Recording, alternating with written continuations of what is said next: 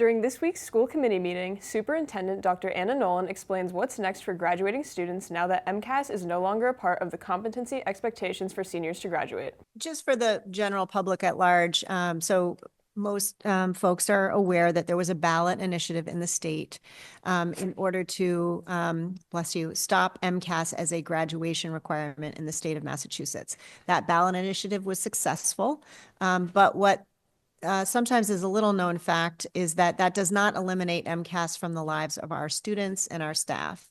MCAS is required at the moment under federal accountability expectations for the state of Massachusetts, and MCAS will continue to be offered for all of our students, grades 3 through 10. What is different now is that it will not be used as a part of a graduation or a competency determination that might prohibit a student from graduating from high school and receiving a diploma. So under the current state regulations in Massachusetts, a student must pass graduation requirements, and then there is something called a competency determination. That competency determination used to be fulfilled by taking MCAS. With the ballot initiative that recently passed, MCAS is no longer an option for that.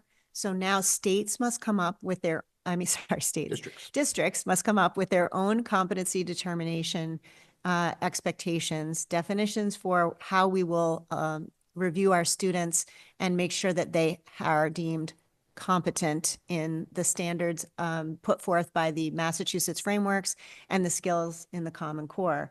So of course, that puts the state in quite an interesting position because there are hundreds of districts and there are hundreds of conversations going on right now about this. I just want us to keep our eyes on who we're serving right now, though, which is our high school students, in particular, our high school students in grade 12 who may have not passed the MCAS yet.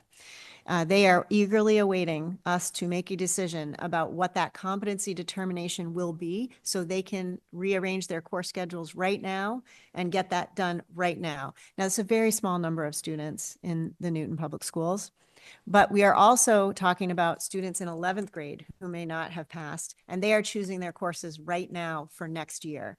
So there is some urgency here. And as I told you, we as superintendents feel a little bit spun around, as I conveyed in this memo, in that since this vote, the governor has said she's going to have a graduation committee for the state, which may have bearing on some of the decisions we make here. And then just last week, our acting commissioner at the Department of Education said that DESE may have some additional requirements and may want to indeed review and approve whatever comes out of districts. That's a tall order to get done quickly, but I think we need to do our part and determine how we want to proceed here. I also just want to caution the public, we're only going to talk about this year right now, because if the governor comes out in 18 months or sooner, or DESE with new standards, we will have talked ourselves into something about next year that we may need to untalk ourselves out of.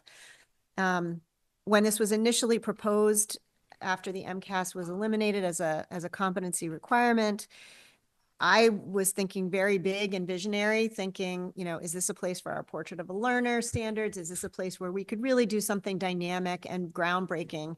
But since then, the conversations, I think we have to wait and see on sort of the longer range vision. But I hope you'll join me in that exciting vision of the future for our graduates and when determining them competent.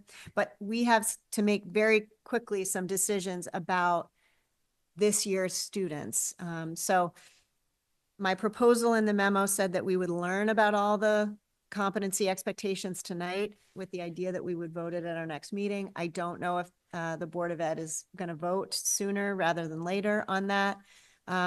So we have not been told that definition, although I can certainly check the agenda for the Board of Education. So that's where we stand. And we as an administrative team, so not me, but the assistant sup for secondary education, both high school principals and the vice principals, have put forward to you a draft that is here. We don't even have to talk about the draft today if we just want to build understanding about competency.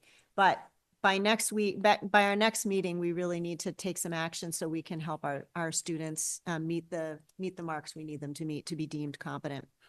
I do want to say that one of the trickiest parts of this situation is that students who have left the Newton Public Schools, and this is true for any public school district, who did not receive a competency determination, i.e. a diploma in a prior year, even if they have left us, we have to allow them to come back and review their transcript and see if they could be deemed competent under our new standards and give them the opportunity to do that. And we don't know the scope of that right now. It's not as large as some other districts, but it may be large in that we've been doing MCAS for a long, long time.